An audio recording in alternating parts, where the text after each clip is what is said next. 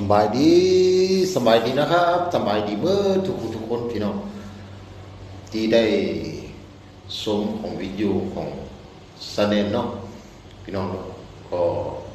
ขอบใจเมื่อทุกคนที่ได้ FC ที่ได้อาโบเน่ซาเนนมุงบล็อก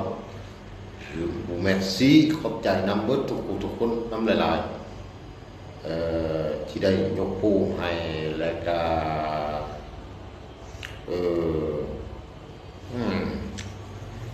ลาวห้องอย่างเห็นก็อยู่นะเอฟซีบอกหรือว่ากดไลค์กดแชร์ว่า ก็ลงลืมไปเนาะพี่น้องเนาะก็ขอบใจนำเมื่อทุกคนผู้ใดที่กดไลค์กดแชร์ให้เนาะก็สมต่อไปในวิดีโอของซาแนนเนาะเพราะว่าซาแนนกับอันนี้มันย้ำหนาถ้า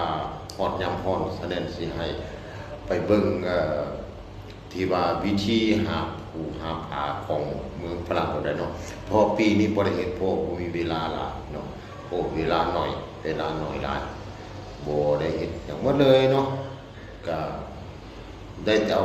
วิดีโอนั้นนี่ได้ให้พี่น้องเบิ่งเนาะบ่พอเบื่อกันเด้อพี่น้องเด้อสมต่อไปเนาะพี่น้องเนาะเท่านั้นแหละเนาะพี่น้องก็บ่ได้มีหยังหลายดอกก็ได้มาบอกพี่น้องว่าพอแต่ว่าบ่ได้มีหยังสิช่วยเนาะมีแต่ว่าขอบใจเพราะว่าเฮาก็อยู่ไกลกันเพราะว่าเฮ็ดกันเนาะก็มีแต่ว่าขอบใจอยู่ในวิดีโอของซาแนนเองที่ได้เว้าเนาะถ้าปีนี้ถ้าซาแนนมีเวลาหลายซาแนนสิให้เบิ่งกันวิธีหาปลาของ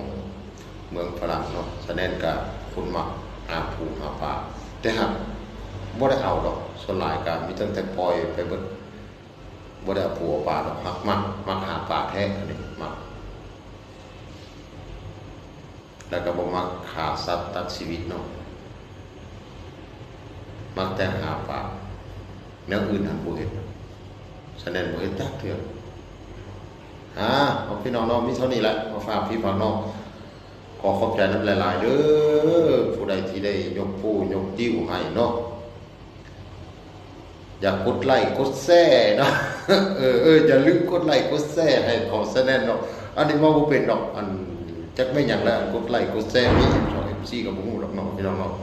ขอโทษขออภัยหลายๆ